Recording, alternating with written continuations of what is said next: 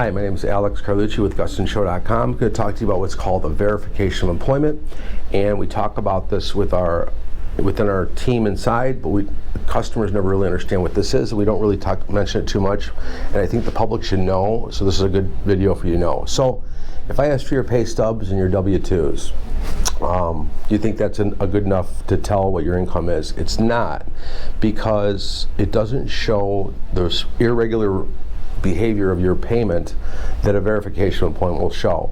So you could give me a pay stub with 40 hours a week on it, and I would see that you were working 40 hours a week and that week or that month, and think that that's your income for that time, and I would see that, oh, you must have got a raise from your W-2 because you're making a lot more.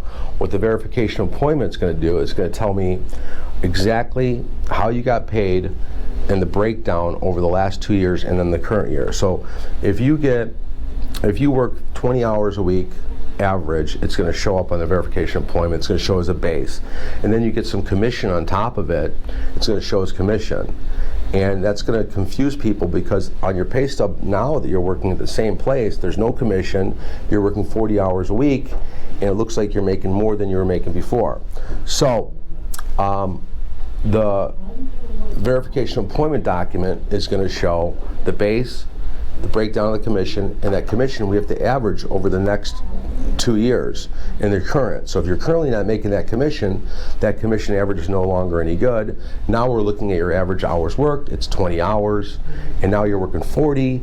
Now the underwriter is saying, wait, you're not working 40 hours for the last 2 years, you just started full time, and then a new calculation will come in. So verification of employment will really break out what we can use and what we can't use for income. So in that case that I just talked about, it's good, but if it was vice versa, it would be bad. So the fact that you went from a 20-hour base to 40 hours a week is good, but we have to show for the current year that you're always working 40.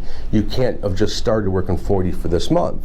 If this was your first month working 40, they're probably going to average your income over, they're going to use 20 hours a week. So it's really complicated, and we can't see that from a pay stub and W-2s, and the verification of employment is going to have it on there. It's also going to have on the likelihood that you're going to continue. It's going to talk about if you're paid annually, if it's a salary, if it's weekly, if it's hourly, if it's commission. It's also going to talk about overtime.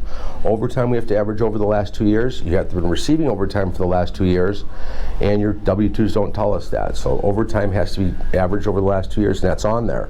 Bonuses averaged for the last 2 years, that's on there.